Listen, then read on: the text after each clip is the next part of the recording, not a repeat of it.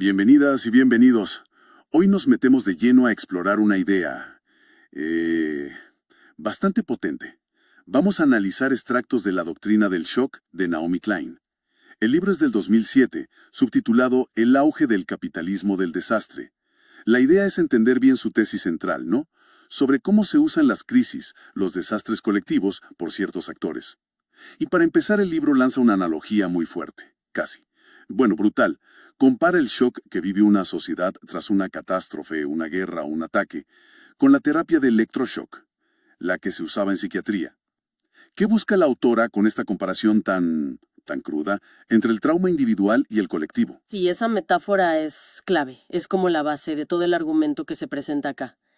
La idea central, según estos textos, es que los shocks grandes, ya sea un desastre natural terrible, una crisis económica que voltea todo, terrorismo, una guerra, no solo causan daño obvio, sufrimiento inmediato, sino que además hunden a la gente en un estado de desorientación muy profunda, de miedo, de vulnerabilidad. Claro, un estado de shock generalizado. Exacto.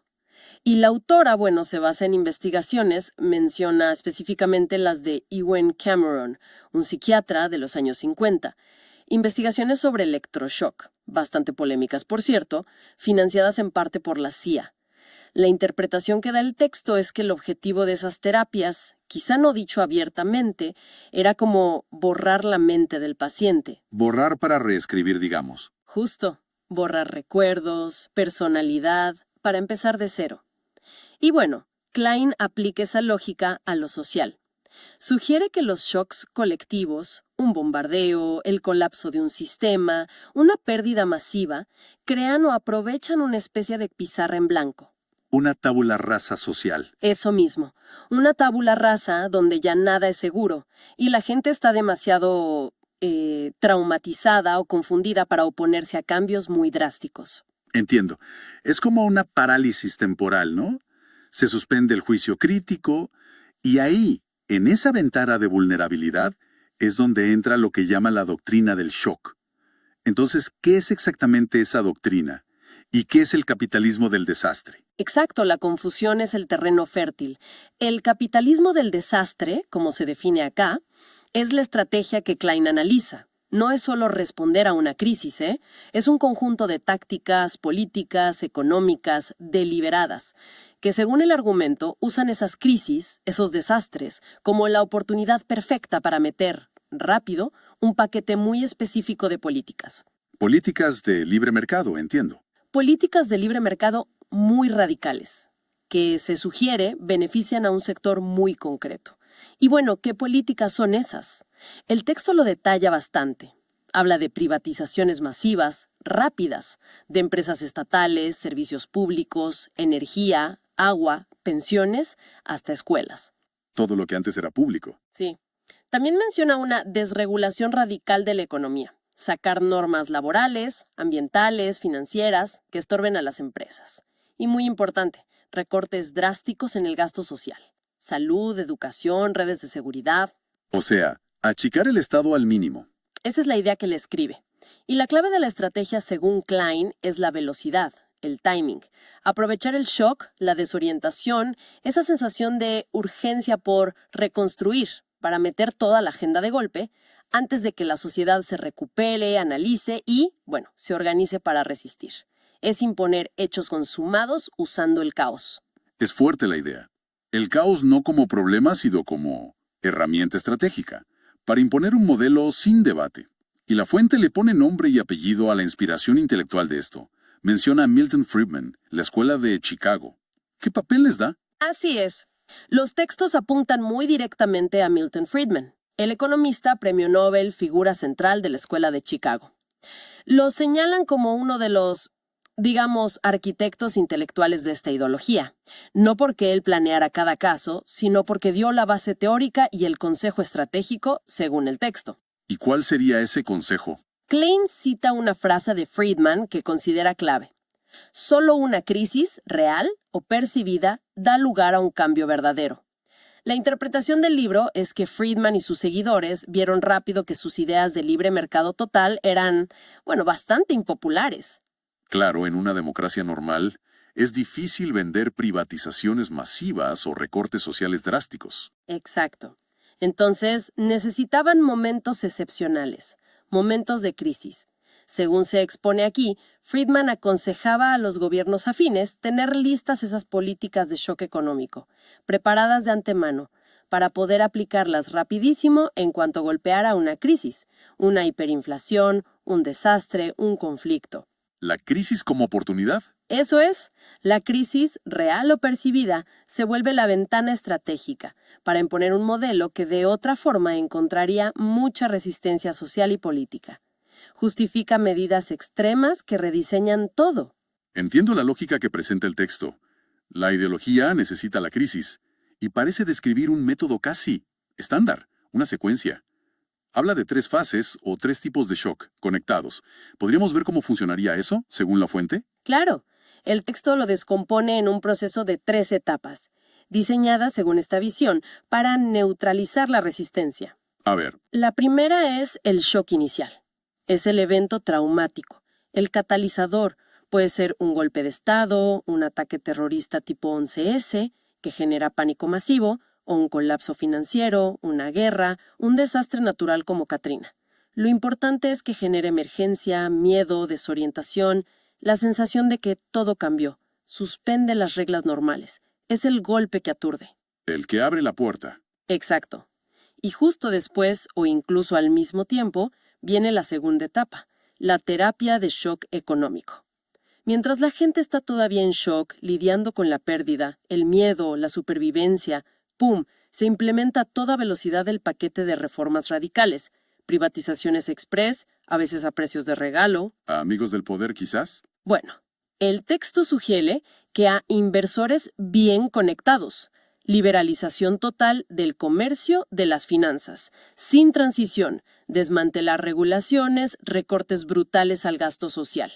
La clave es la velocidad y la poca transparencia. Se presentan como medidas inevitables, urgentes, para evitar el debate. Claro, no hay alternativa en medio del caos. Esa es la narrativa que se describe.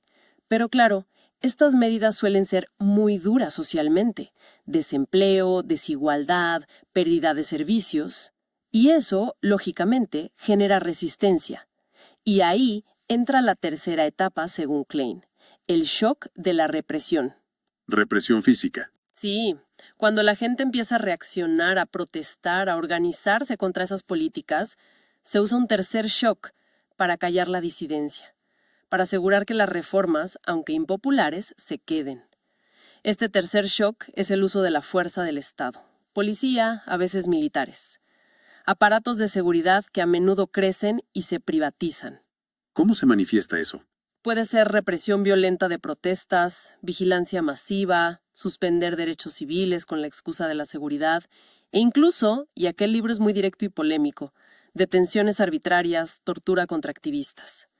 Klein trazó un paralelo muy perturbador entre las técnicas de tortura individual, cita manuales de la CIA, con privación sensorial, estrés físico, y las tácticas de represión colectiva. Para generar miedo y desmovilizar. Exacto.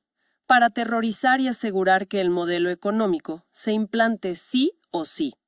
Así, los 3 shocks, desastre, reforma económica radical y represión, funcionarían como un sistema, todo junto. Ese vínculo entre el shock económico y el shock de la represión, de la tortura incluso, es sin duda uno de los puntos más fuertes y controversiales de la tesis. Para sostener algo así, que conecta eventos tan distintos bajo una misma lógica, necesita ejemplos concretos. ¿Cuáles menciona en estos fragmentos? Sí, claro. La fuerza del argumento está en analizar casos históricos que, según ella, muestran este patrón. Los extractos ya mencionan varios ejemplos clave. Uno fundamental es Chile bajo Pinochet, después del golpe del 73. El caso clásico. Sí, lo presenta casi como el laboratorio original. Describe cómo, con el país traumatizado por el golpe y la represión brutal, un grupo de economistas chilenos formados en Chicago, los Chicago Boys, asesorados por Friedman, implementaron el primer paquete neoliberal completo: privatizaciones, desregulación, apertura, recortes. Todo bajo la protección militar que acallaba cualquier voz disidente. Un experimento en condiciones ideales, desde esa perspectiva. Exacto. Otro ejemplo es la Rusia possoviética, en los 90. Tras la caída de la URSS, hubo un caos económico y político tremendo. El texto sugiere que ese caos lo aprovechó Yeltsin, asesorado por economistas occidentales, para aplicar una terapia de shock económica. El resultado descrito: venta regalada de empresas estatales a unos pocos, los futuros oligarcas, hiperinflación, pobreza masiva, aumento de la mortalidad. Un shock con consecuencias devastadoras. Tremendas, según el relato. Un caso más reciente y central es Irak después de la invasión de 2003. La tesis acá es que, más allá de las excusas oficiales, la guerra y la ocupación fueron la oportunidad de oro para aplicar la doctrina en estado puro. La Administración de Ocupación estadounidense dictó leyes para abrir toda la economía iraquí a la inversión extranjera, privatizar todo. Incluyendo el petróleo, aunque eso fue más resistido, ¿no? Sí, ahí hubo más resistencia, pero se estableció un sistema fiscal súper favorable a las corporaciones. Describe cómo empresas occidentales, sobre todo de Estados Unidos, ligadas al gobierno de Bush, se llevaron contratos millonarios para reconstruir y para la seguridad. Klein lo llama un saqueo corporativo bajo protección militar. Y no solo guerras o golpes, también habla de desastres naturales. Exacto. Cita específicamente la reconstrucción de Nueva Orleans, post-Katrina, en 2005. Argumenta que la devastación del huracán fue explotada por think tanks conservadores y políticos para rediseñar la ciudad con lógica de mercado. ¿Cómo? Por ejemplo, desmantelando las escuelas públicas y reemplazándolas casi todas por escuelas concertadas, charter, privadas. Ah, sí, recuerdo esa polémica. O demoliendo viviendas públicas para construir desarrollos privados, lo que dificultó el regreso de muchos residentes afroamericanos pobres. El desastre fue la excusa para meter cambios que ya querían desde antes. O sea, la lógica es siempre la misma en estos ejemplos. Hecha para imponer rápido políticas neoliberales que benefician a corporaciones y élites. Y si hay resistencia, se usa la represión o el aparato de seguridad, muchas veces reforzado y privatizado. Además, presenta la guerra contra el terror global, post-11S, como la máxima expresión de esto a nivel planetario. ¿En qué sentido? El shock de los ataques habría sido el pretexto no solo para guerras como Afganistán e Irak, sino también para crear un negocio inmenso y muy lucrativo, el complejo industrial de la seguridad y defensa privatizadas, expandir la vigilancia, erosionar libertades civiles, todo en nombre del antiterrorismo, mientras se avanzaba la agenda económica neoliberal por otro lado. Es una visión panorámica, sí, y bastante oscura, hay que decir. Si tratamos de resumir todo esto que exploramos de los fragmentos, ¿cuál sería la tesis de fondo, la idea central de la doctrina del shock? La idea fundamental, la que atraviesa todo, es que el avance global del modelo neoliberal, privatización, desregulación, recortes, en las últimas décadas, no fue en muchos casos clave un proceso orgánico, natural o fruto de elecciones democráticas informadas. No es visto como algo inevitable, Sino como algo impuesto. Exacto. La perspectiva de Klein es que se trata de una estrategia deliberada, sistemática y a menudo coercitiva, violenta. Una estrategia que busca y explota los momentos de mayor vulnerabilidad colectiva, las crisis, los desastres, para imponer, por fuerza o engaño, un modelo económico muy específico, un modelo que, según argumenta, beneficia enormemente a una red global de grandes corporaciones, finanzas y élites políticas cómplices. Describe una especie de alianza. Sí, una interconexión muy fuerte. Casi una simbiosis entre ese poder corporativo. Ciertos gobiernos ponen mucho énfasis en Estados Unidos como impulsor e instituciones financieras internacionales, el FMI, el Banco Mundial, que muchas veces condicionan préstamos a adoptar estas políticas de ajuste o shock. La doctrina del shock sería entonces el método, el manual de operaciones para implementar esa agenda a nivel global. Superando la resistencia popular, no con consenso, sino con desorientación por la crisis, velocidad y, si hace falta, represión. Pinta un cuadro donde las catástrofes ya no son solo tragedias humanas, se convierten en oportunidades de negocio, en mercados emergentes para este complejo político corporativo. Bien, hagamos una pequeña recapitulación para fijar las ideas principales. Analizamos la tesis central de la doctrina del shock según estos fragmentos. Empezamos con esa metáfora fuerte del electroshock. Definimos el capitalismo del desastre, usar crisis para imponer reformas de libre mercado. Vimos el rol atribuido a Milton Friedman y la Escuela de Chicago como ideólogos. Y detallamos la mecánica de 3 fases: shock inicial de la crisis, shock económico rápido, shock de la represión para consolidar. Todo ilustrado con ejemplos como Chile, Rusia, Irak, Nueva Orleans. Efectivamente, el argumento central es ese patrón recurrente, esa lógica operativa en cómo se gestionan, o más bien se instrumentalizan, las crisis a nivel global. Establece un vínculo causal muy directo entre desastres de cualquier tipo y la creación de oportunidades para ese modelo específico, fundamentalismo de mercado. Lo interesante y también lo perturbador es cómo conecta eventos que parecen muy distintos, en tiempo y lugar. No como hechos aislados, sino como manifestaciones de una misma doctrina detrás. Deja pensando, sin duda. Sí, nos deja con preguntas importantes sobre qué fuerzas mueven el mundo y cómo se toman decisiones clave en momentos críticos. Y quizás una reflexión final que surge de leer esto, una idea para darle vueltas.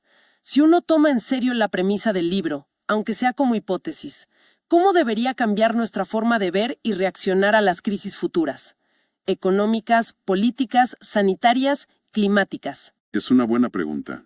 Si aceptamos que existe ese riesgo real de que las crisis se usen así, ¿qué implica eso para la ciudadanía, para los movimientos sociales, para los medios, incluso para las instituciones? ¿Hay formas de, digamos, blindar la democracia y los bienes comunes contra estos posibles aprovechamientos en momentos de vulnerabilidad? La cuestión que queda flotando es si somos capaces como sociedades de reconocer este patrón cuando aparece. Y sobre todo, si podemos construir respuestas a las crisis que no sean la receta del shock, sino quizás, fortalecer la solidaridad, la resiliencia comunitaria, la democracia participativa.